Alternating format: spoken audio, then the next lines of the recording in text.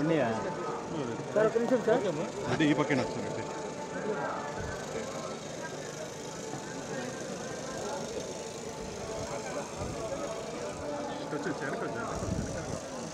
ఇంకా వెనకరా, ఇంకా గేట్ తర్వాత గేట్ మమ్మ సెకండ్ నా ఇట్రా 1 సెకండ్ నా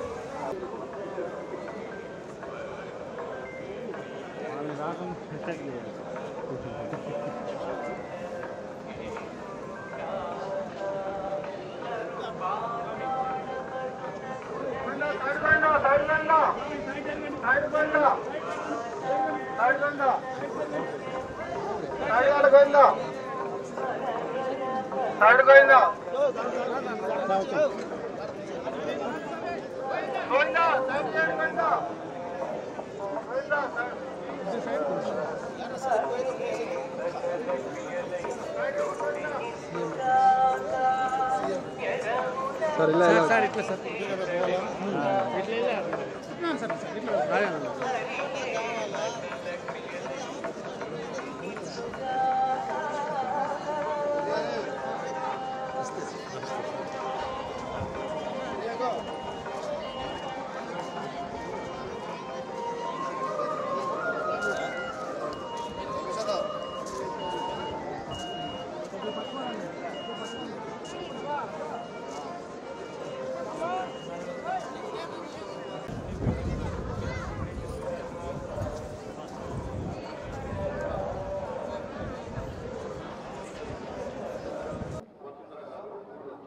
ఈరోజు ముఖ్యంగా వెంకటేశ్వర స్వామి దగ్గరికి రావడం కారణం ఏంటంటే,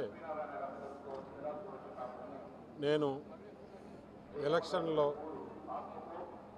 నన్ను ఇంటర్వ్యూ చేసినప్పుడు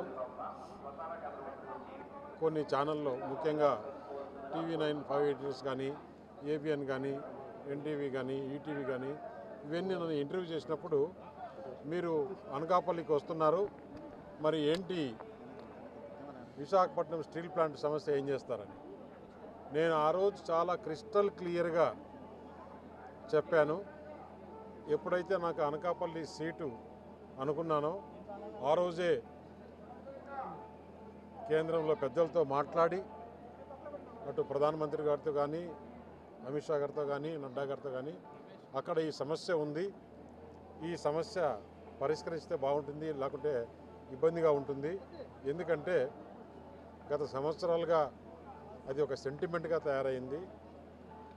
దాదాపు 36 మంది అక్కడ ఈ స్టీల్ ప్లాంట్ కోసం మరణం చెందారు. కాబట్టి తప్పకుండా సెంటిమెంట్ ప్రజల్లో ఉంది అని చెప్పినప్పుడు నేను క్లియర్గా మీడియాకు చెప్పా, లేదు విశాఖపట్నం స్టీల్ ప్లాంటు RINL ఏదైతే ఉందో అది ప్రైవేటీకరణే కాదు, ఆధునీకరణ దాంట్లో కూడా పోతాము అని చెప్పాను.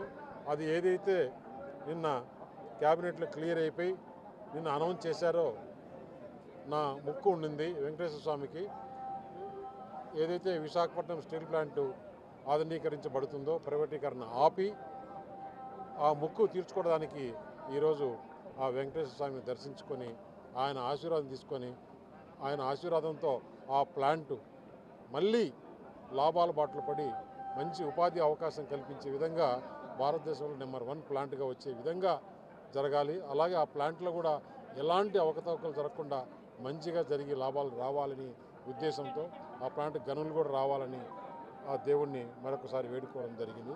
ముఖ్యంగా ఈరోజు రావడానికి కారణం